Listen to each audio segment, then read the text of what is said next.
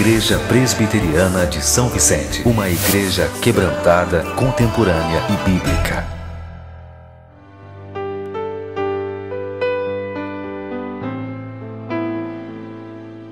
A gente fica tentando imaginar o que esses repórteres não fariam agora, depois de todo aquele espetáculo que aconteceu da crucificação, o silêncio do sábado, aliás, o silêncio das 6 horas em diante, porque Pilatos ficou sabendo que Jesus já havia morrido. Ele disse: mas já morreu? Porque em geral as pessoas crucificadas demoravam até 3 dias para morrer.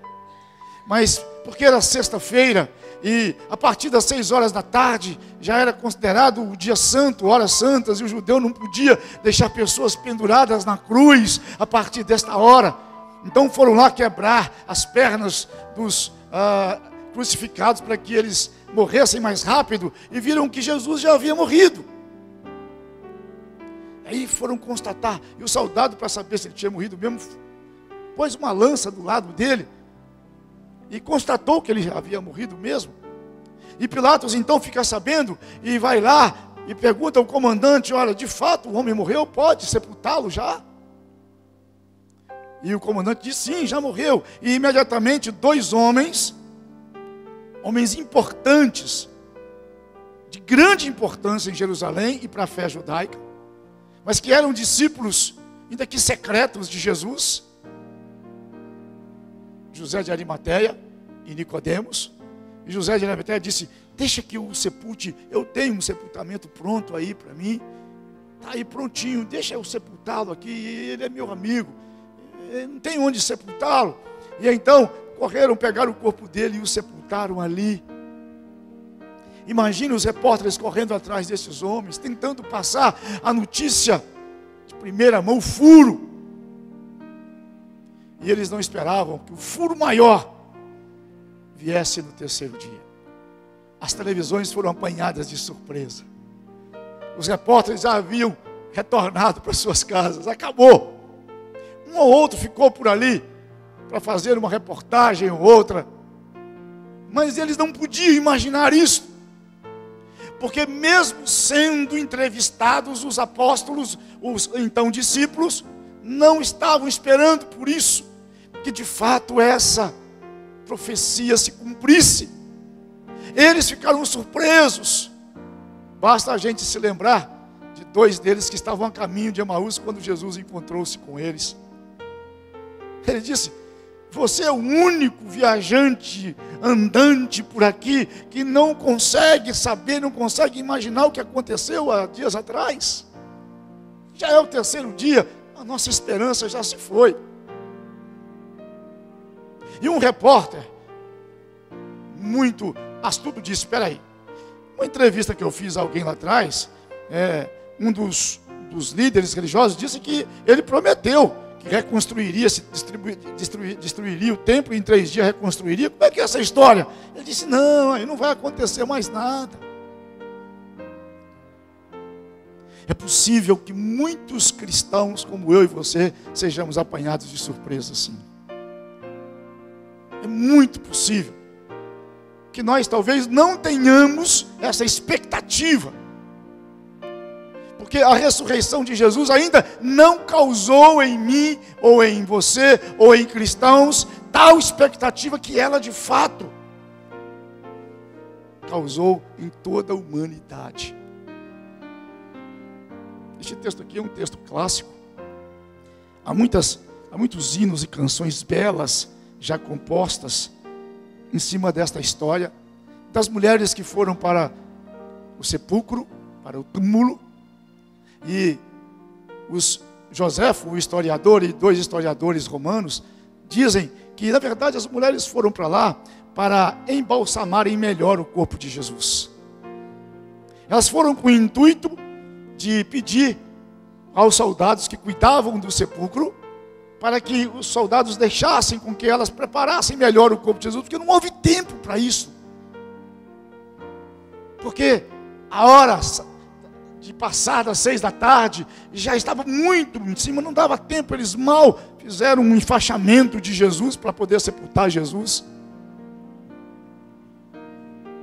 E no entanto, elas também foram surpreendidas.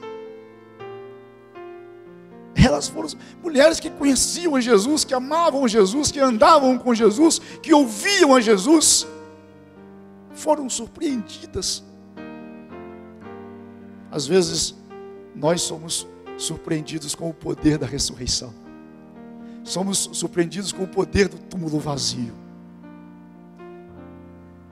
Talvez, para nós ainda fica muito distante esta ideia do túmulo vazio. Sabe por quê? Porque às vezes nós ainda estamos muito cercados pelos cuidados da religião. Religião é coisa boa, gente. Religião é tradição boa. Religião nos ajuda a compreender. Religião nos ajuda a encontrar. Religião nos ajuda a nos manter no caminho. Mas ela não tem poder nenhum. Ela não pode nada sem a ressurreição. Ela seria menos que nada sem a ressurreição, sem que este túmulo estivesse vazio. As nossas tradições só se tornam boas e reais no seu volume, na sua importância, quando elas são consideradas a partir do túmulo vazio. Porque os que vieram antes do túmulo vazio consideravam a vitória do Messias. Eles tinham grande expectativa de que o Messias faria de fato o que fez. É só lermos a carta aos Hebreus.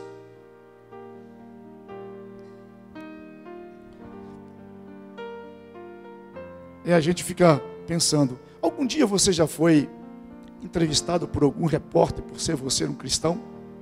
Nesse período da Páscoa? Sobre o domingo, por que nós não guardamos o sábado como os judeus e guardamos o domingo?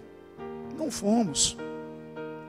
É porque parece que esse poder, esta expectativa, esta surpresa ainda continua acontecendo conosco. Nós ainda continuamos ficando surpresos com o túmulo vazio. Ainda parece que é uma grande novidade para nós. Ou quem sabe a gente age em determinadas circunstâncias como Pedro, ou como Tomé. Tomé chegou numa reunião de irmãos, e quando ele chegou, estavam falando com os olhos estupefatos, todo mundo pensando, olha, as mulheres foram ao túmulo, encontraram-se com Jesus, Jesus mandou um recado para nós. Ele disse, diga aos meus irmãos que eu ressuscitei, e que eu vou para junto do Pai, como eu havia dito. Mas Tomé disse, eu não acredito nisso. Eu só acredito vendo. E quero ver mais, eu quero pôr a mão lá, na mão dele para saber se ele é mesmo o Cristo que foi crucificado. E numa reunião que Tomé estava, Jesus se colocou no meio deles, e Jesus chamou, Tomé, vem cá Tomé, toque aqui na minha mão, toque aqui do meu lado Tomé. E Tomé caiu de joelho e disse, meu Senhor, meu Deus, ele disse, porque você viu, creu? Bem-aventurado é quem não viu e crê. São expectativas, são surpresas que nós vamos tendo. Quando a gente ora pedindo que Deus cure alguém, Deus cura, a gente fica impressionado, mas Deus curou mesmo. Aconteceu de fato. Quando a gente vê a conversão de um ser humano totalmente transtornado, na nossa consideração, muito pior do que nós ficamos impressionados, mas não é possível.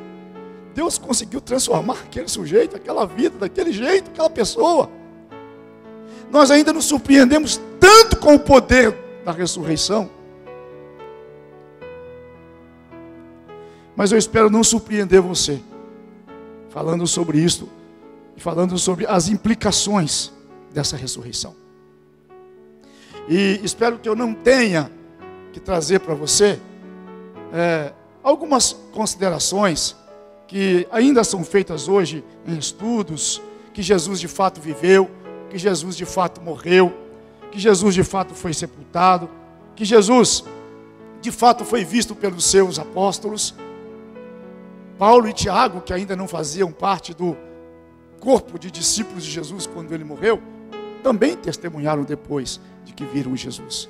E Paulo disse, ele apareceu para as mulheres, ele apareceu para alguns discípulos, para o grupo que estava reunido, com a casa fechada, com medo dos dos judeus, porque Jesus havia ressuscitado, e o que eles poderiam pensar? Eles iam pensar o que pensaram, de fato, acusar os discípulos de terem roubado o corpo de Jesus, e todas estas especulações, que ainda hoje são feitas, são consideradas, por exemplo, como a teoria do desfalecimento. Hoje a gente considera isso, quando uma pessoa é sepultada e ela não estava morta, de fato. Quem sabe a teoria da sepultura errada? Não, porque eles não sabem onde sepultaram, eles não sabem nem aonde está. Ou quem sabe, como eu já falei, a teoria do roubo. Ou que os discípulos ficaram alucinados. Alucinação. Quantas experiências espirituais que nós temos, ou nós imaginamos que são alucinações, ou as pessoas dizem que são alucinações.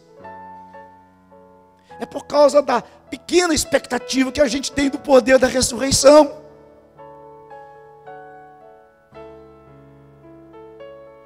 Vou ter que provar ainda que Jesus já ressuscitou. Deixa eu falar aqui de algumas, pelo menos algumas implicações que a ressurreição traz para mim, para você, para aqueles que são cristãos e para aqueles que não são. Quem não é também está dentro dessa expectativa. Primeiro, é que a ressurreição garante a minha ressurreição. A ressurreição de Cristo garante a minha ressurreição.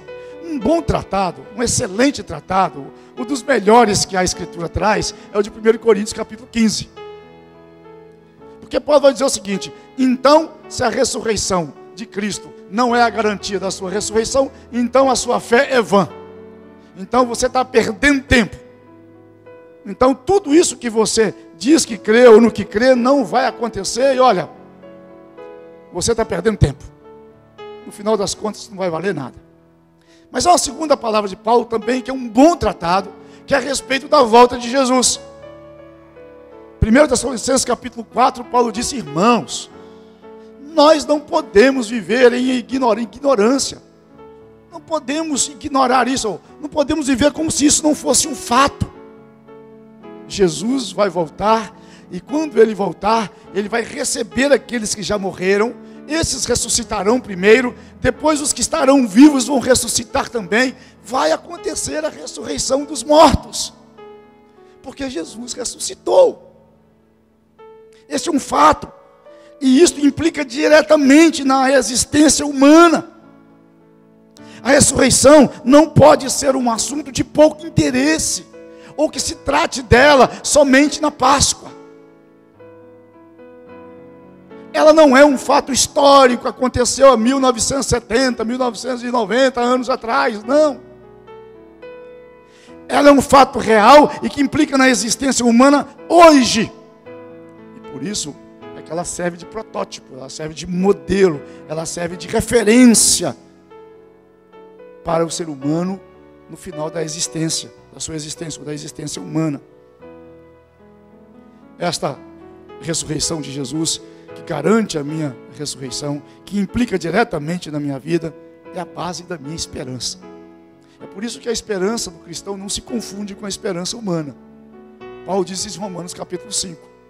A nossa esperança não se confunde. Ela não está ligada a contextos, a circunstâncias, a momentos, a fatos que acontecem ou deixam de acontecer, a sonhos de consumo.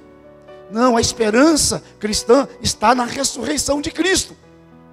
Por isso que ela não se confunde e por isso que ela vai acontecer. E por isso que essa é uma esperança certa. O Novo Testamento usa a seguinte palavra: certamente. Esta é a palavra que confirma essa esperança. Segunda implicação, e Pedro coloca isso, Pedro fala isso com muita clareza na sua primeira carta. Deixa eu lembrar aqui, no capítulo 1, ele já começa falando: bendito seja o Deus Pai, e já fala que ressuscitou Jesus dentre os mortos. É porque é aí que está firmada a esperança cristã. Segunda implicação é que a ressurreição de Jesus prova que Ele julgará o mundo.